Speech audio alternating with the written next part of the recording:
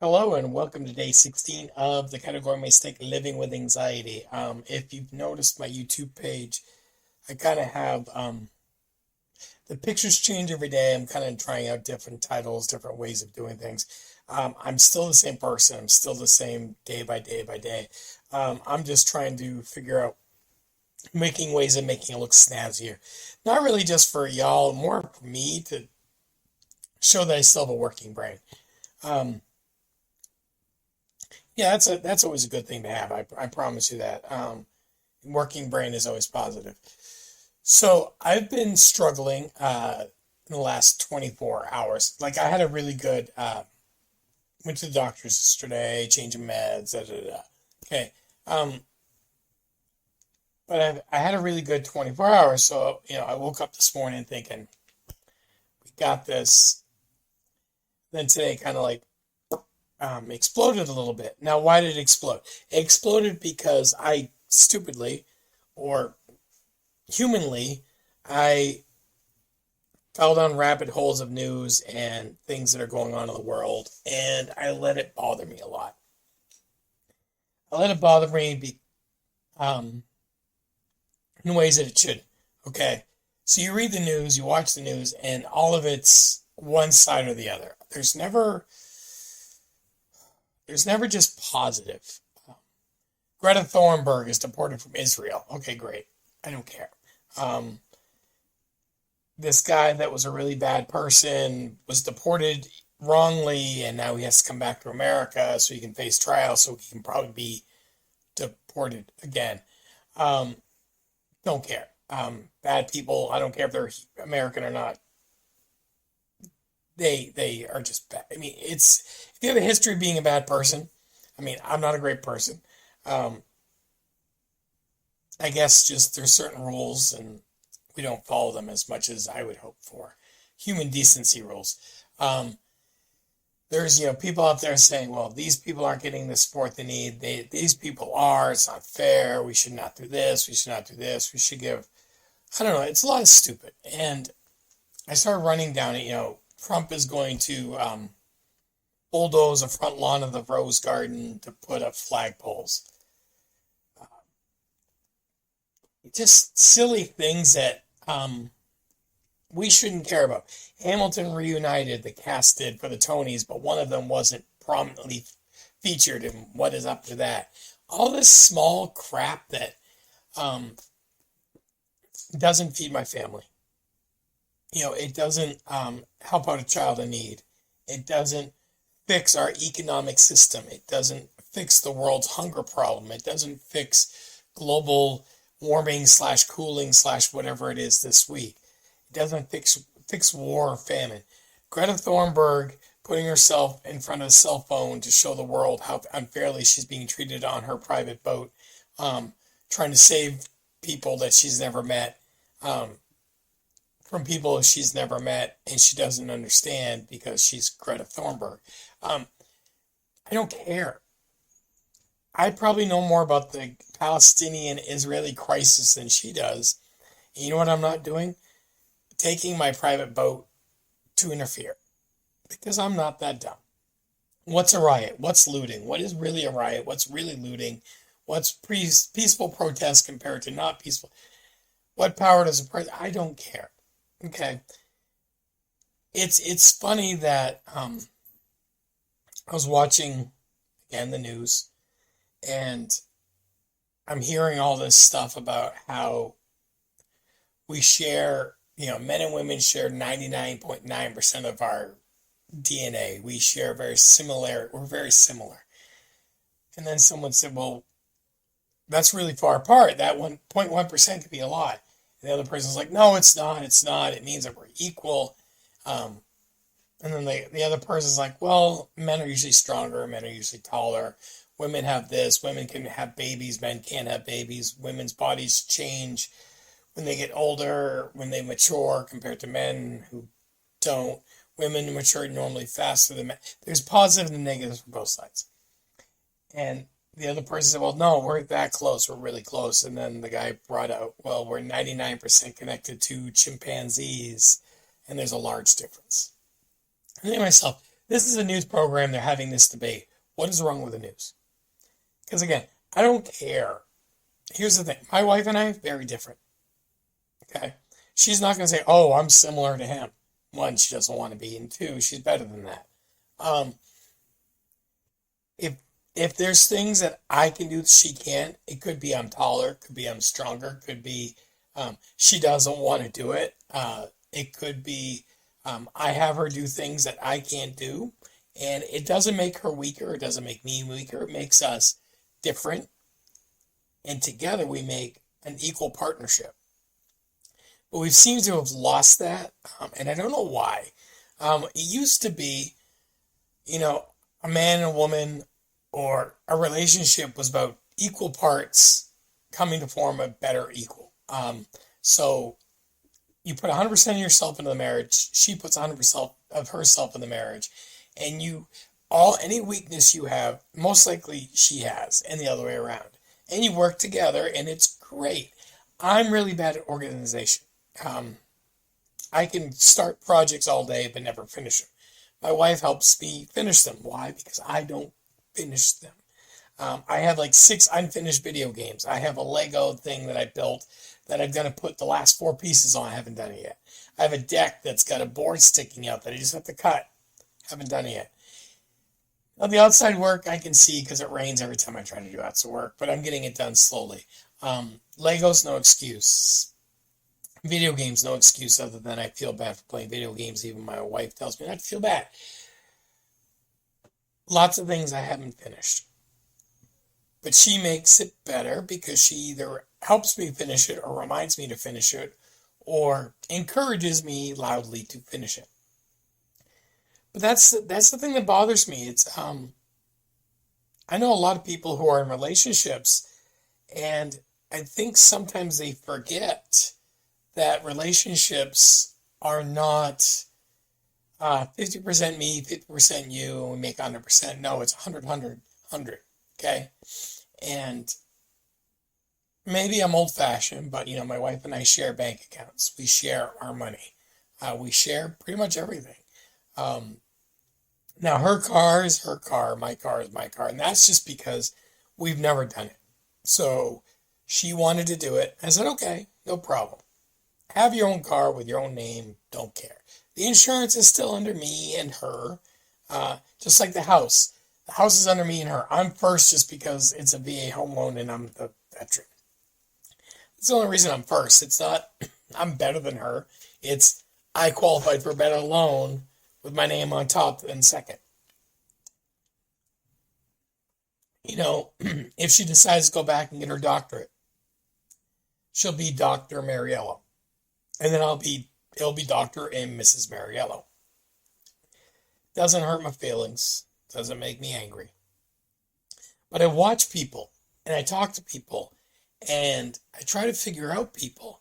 And these people get so angry that they are expected to give 100% of themselves in their marriage or in their relationship.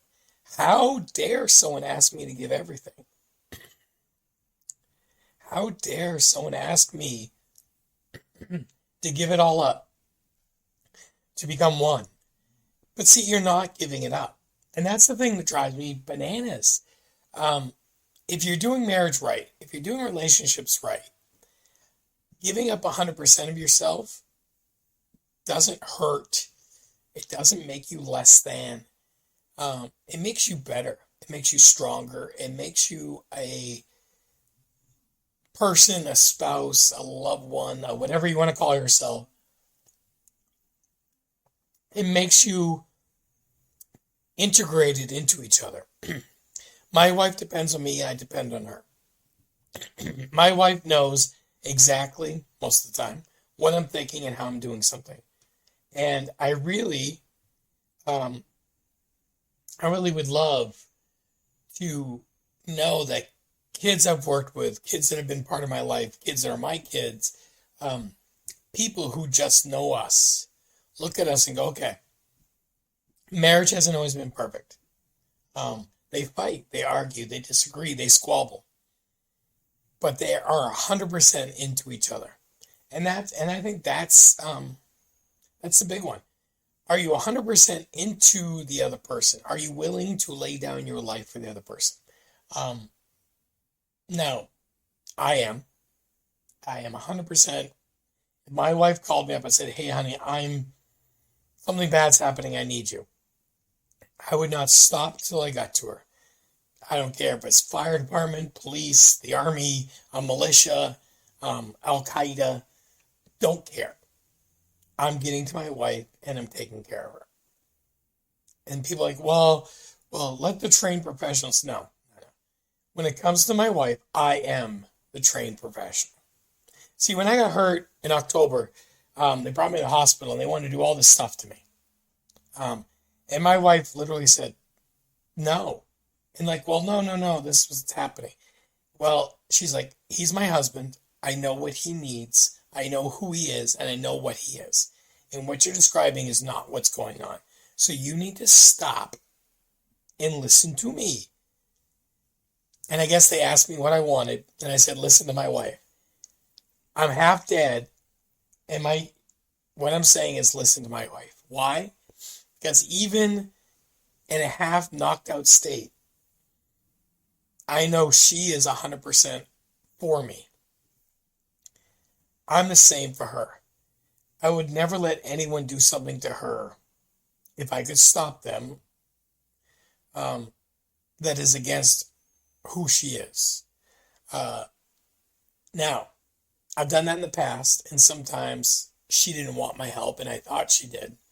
We've gotten better at that. I've also gone and helped her, and later on, we discussed it and realized that I should have let her be. Again, these are all learning things in a relationship. But the willingness to do it, the willingness to sacrifice everything for the other person, we've lost that. I watch people in the mall, I watch people in the news, I watch people on TikTok, I watch people on YouTube, I watch people in People World, I watch people at church, I watch people in the community, and unfortunately, I see more of well, I'm going to do this with my money, or I'm going to do this. You're going to have to figure something else out because I need to do this. Now, I've said many things to my wife like that. I need to do this. You know what she said? Okay. What can I do to support you? When my wife said, hey, I want to go back and get a master's degree, I didn't say, well, that's really going to deter from our stuff. I said, what can I do to support you? I don't understand it. She does. I didn't, I thought that was a lot of extra work for her. It was, but she wanted it. And it wasn't like, hey, I'm bored, let's get a master's. It's, hey, this will benefit me in the long run. And I said, okay, go for it. What can I do to support you? Now, was I as supportive as I could be? Probably not. Did I try my darndest? Absolutely. When she took her big test, was I there helping her study? Did I learn more about Carl Jung and Freud and, Venn diagrams of mental issues? Yes. Did I learn more about things that I shouldn't know about because of it? Probably. But was I there to support her? Yes. Did I study with her? Yes. Did I hate test day because it made her a horrible person physically, mentally, and spiritually? Yes. She's not a horrible person, but taking tests for her makes her stomach upset, makes her head upset, makes everything upset. And the best thing to do is, let me get you a coffee. Let me get you this. What can I do for you? Get her flowers. And that's note to spouses or significant others. Your other person have one of those days. A coffee, some coffee, some flowers, maybe a treat that they like. It doesn't have to be chocolate. It doesn't have to be roses. It's just, hey, thinking of you. I'm not a big, hey, give me a coffee or flowers. I'm more of a, hey, do you want to sit on the chair and do nothing for an hour? Yes. And that might change when they change my medication now that they've figured out what's wrong with me. And that's a whole nother thing. I don't know if their diagnosis is right, but I also know that if I don't start letting them try, then I'm just one of those people who say, guys, you should really talk to your psychiatrist or psychologist or therapist. Hey, guys, you should really do this. Hey, guys, you should do this. And I'm like, no, I'm not doing that. When I used to tell my kids and my students and even my grandkids now, hey, you need to really focus. Hey, this is important. Hey, you need to learn this. Hey, you need to do this. I've already done it. I was teaching the Gettysburg Address. I made sure I could say it just as fast, if not faster than Lincoln, and just as good. Maybe not with the smallpox, but everything else. When I was teaching all the sites on the map, I know I studied probably more than the kids did. Even though I knew it, I studied it because I didn't want to be one of the teachers to say, well, learn all this, but I don't know it. I knew the information I taught better than anyone else because I never wanted a student or one of my kids or even my grandkids to come up to me and say, well, no, really, this is the answer. No, not happening on my watch. When I taught the president, same thing. When I've taught my kids, the whole reason I joined the Army again is because I always told my kids, hey, don't, finish what you start, don't quit, don't give up. And I got out of the Army for a good reason, but I didn't finish my contract. So my kids called me out on it. And that's the last time I've been called out on something like that. Because that landed me in a war zone. So thanks, Josie. Okay? Thanks. But that's not the point. The point is, we as a group of people in this country have stopped being we. We've gone back to I. Abe Lincoln, when he was fighting, the president during the Civil War, he didn't fight. He was just commander-in-chief. What he was worried about, one of his big things in a lot of his writings was he wanted the country to become unified again, the United States of America. He wanted us to call ourselves Americans, not Virginians who lived in America, not North Carolinians that lived in America. He wanted people to say, we are Americans. We've lost a lot of that. I think we've lost a lot of that because not just patriotism is dead. It's patriotism has become a bad word due to some people who use it who then do bad things in the name of patriotism. Okay?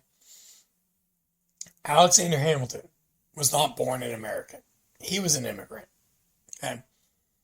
If you watch the musical, you know that. If you don't watch the musical, it's still true. He wrote a lot of the documents. He wrote a lot of the sayings that extreme right-wingists are using about immigration.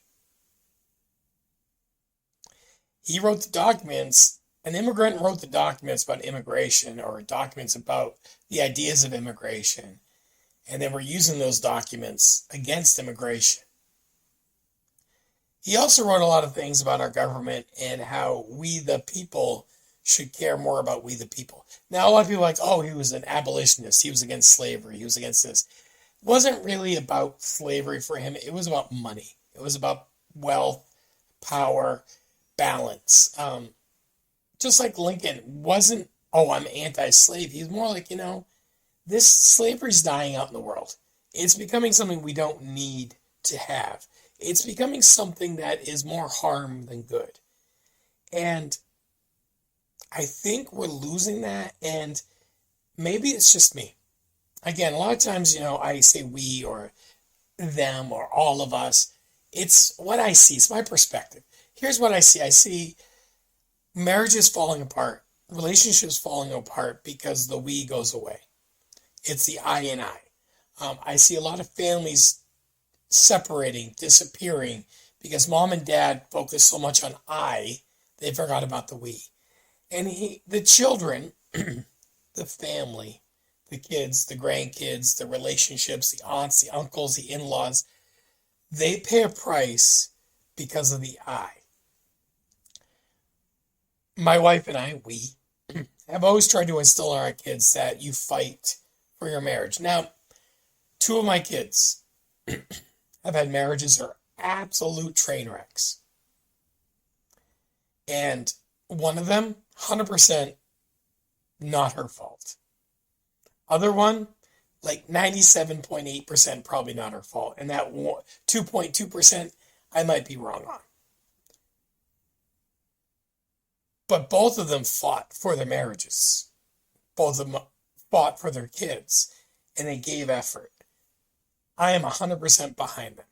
I mailed out some stuff for one of my kids today about that. At the end of their marriage and their kids. I said, I will pay for it and I will mail it out. Why? Because she gave effort. She tried, she pushed, and it failed still. If you just give up, what the hell's the point? I have seen marriages, though, fall apart. I've seen relationships and families fall apart. I know kids who don't talk to their parents because their parents stop focusing on we as a family and instead they focus on I. For the longest time, that's what I thought my dad did. I realized later that that's not what he did because my mother turned into an I and stopped caring about we as a family. My siblings and I could have had a much better relationship with our father, but because my mother had custody, we didn't have the internet, cell phones. We had a party line, which means we shared our phone with other people. We didn't get the truth until basically after she died. Because my father didn't want to disparage us from our mother. He was more worried about we than my mother was. I know kids today who are young, whose family have already gone away. Growing up, that was a weird concept. I had a stepfather. That was a weird concept in the 70s and 80s. Today, it's normal. My mom's boyfriend, my mom's girlfriend, my dad's boyfriend, my dad's girlfriend, my second or third stepdad, my Uncle Joe, who spends a lot of time with my mom. I pick up my grandson because my daughter has to work later than he gets out of school. I pick him up. He hangs out with me every day almost. And it's okay. It's because we as a society that I can see, we as a society are focused so much on I, we've lost the we. It used to say it takes a village to raise a child. Now it takes a YouTube channel or TikTok or Disney Plus or Nickelodeon or SpongeBob. I don't like that. So my grandson comes here. Well, he'll play Minecraft. He'll tell me about gems. He'll tell me about school. We built an Iron Man hand. We built some solar power cars. We built Legos. Do we watch shows? Yes. Do we watch TV? Absolutely. But we also do other things. If it's sunny out, we try to be outside. But that's a weird thing this spring, summer time. Because I'm still trying to focus on the we, even though I'm still trying to heal the I. Okay, you can focus on the I for yourself. If you need to heal something, if you need to work through something, work through it. Heal yourself. But while you're healing, you can still help others. You can still take care of others. You can still make an effort. Great, you're going to have a midlife crisis, go to Egypt. Don't forget about your kids back home. You're going to have a midlife crisis, you're going to buy a sports car. Don't forget about your kids in college. You're going to leave your spouse and find a new arm candy. Don't forget about the family you left behind. Don't think about your ex as a wallet. Don't think about your ex as a babysitter. Think about whoever is your ex as somebody that you actually, liked at one time. Liked enough to be with and to maybe even have children with or dogs or cats with. And focus on that. Focus on this person I cared about. We're not jiving. But at one time we did. And I can't just give up on that. I want to make our relationship, even if it's not joined, still okay. That's the whole point of this, is you can't just give up. And Giving up is what I see a lot of. And it really irritates me because I feel like to myself, am I being a sucker because I haven't given up? Am I being a sucker doing this every day and telling people, hey, I'm struggling with this, but I'm not going to give up? Should tomorrow's video just be, hey, welcome to day 16, I give up? No, no. Um, Captain America wears the sweatshirt a lot. I have stuff of his. Um, Big fan, always have been. And it's not his superpower. It's not his, oh, clean cut boy from New York thing. It's, he doesn't give up. Even when it sucks, even when the world's coming to an end, he gets up, he keeps going. He did that before his superpowers, he did it after his superpowers, he did that. And that's something I've always strived to do, is to not give up. Even when everybody, including myself, I've told myself not to give up. Or to give up. I have told myself it's not worth it. I've told myself I'm not worth it. But I'm here still. Because even though I say things like, hey, I'm not worth it in my head. Hey, no one cares if you're alive in my head. Hey, God doesn't love you. No one loves you. No one cares. I say it in my head, but then that other voice comes in and says, that's a lie. This person cares. Your dog is here. You have kids who care. You have ex-students who care. You have a wife who cares. You have a God who cares. And a lot of people have been burned by God. That's what they say. I've been burned by God. You haven't been burned by God. You've been burned by God's people. Okay? There are a lot of people out there who say, I'm a follower of Jesus, and then treat you like absolute garbage. Your parents could be, well, I'm a Bible-toting, Bible-believing, Bible-thumping person. But I hate you. Well, Jesus says to love everyone. No. You're reading the other version. You need to know that Jesus hates you. No, he doesn't. And if some person, I don't care if it's their Catholic mothers and fathers, or their priests, or their pastors, or the elders, or some person in a building that they say is a church, or a guy on TV saying he believes in Jesus, if he says anything with the word hate, or doesn't love, or doesn't respect, that's not God talking. Okay, that's a human talking, thinking that they're better, or that their words mean more than the red letters in the New Testament. Read just the red letters for a little bit. Read, Jesus' message was simple. Okay? And I've said this more than once. Love God, love one another. Okay? My job is not to go up to somebody and say, hey, I see your lifestyle. I don't understand your lifestyle. And because I don't understand your lifestyle, I hate your lifestyle. You don't do I don't do that. I have children, I have people I know, I have students, I have ex-students, I have friends, I have some friends. I have people who are close to me that live lifestyles I don't understand. I still love them. And that's all that is needed. Stop thinking about the I, start thinking about the we. And the we is what we, not as a country, need. We, not as a region, need. We is something the world needs. I need to care about others. I need to respect others. If I have someone I love in my heart and they hurt me, I don't go into a cocoon and say, I don't care anymore. No. Hey, you hurt me. What can we do to repair this? What can we do to reconcile this? That's it. Stop caring about the I, start caring about the we. Thank you all for listening, for subscribing, for commenting, for messaging, and all that jazz. This is a passion project. This is a work in progress. This is something that, helps, but also it also helps remind me of that humanity isn't lost, it's just broken. Um, you know, uh, you can repair something that's broken by the grace of God. Thank you, God.